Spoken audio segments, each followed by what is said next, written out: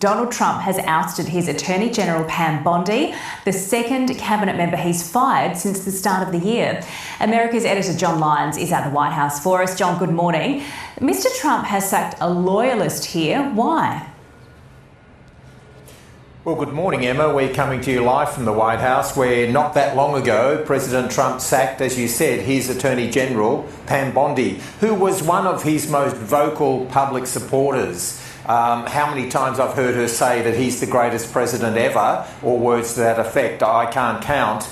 She was always effusive in her praise for him, but she's gone now. She had the plum job as America's senior law officer. But in recent months, it's been clear, there's been a lot of widespread reporting that there were two possible issues there that were starting to bubble away, and some of it is around the Epstein files. As the Attorney General, head of the Department of Justice, she was overseeing the whole release of the Epstein files. It's clear Donald Trump was not happy with a lot of that. And so he's just decided now to replace her with Todd Blanche, her deputy at the Department of Justice. So dramatic news here. One of his most loyal people in the cabinet is gone after just over a year.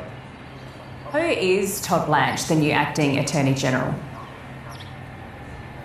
Well, interesting character. Todd Blanche is one of Mr. Trump's former personal lawyers. And so that will obviously raise questions about to what extent does the president want him to essentially continue in that sort of role. Now, I think it's really important when discussing Todd Blanche to remember that a few months ago he went down to Florida and he interviewed Ghislaine Maxwell, who was the partner, she's in jail, the partner of the convicted sex trafficker Jeffrey Epstein.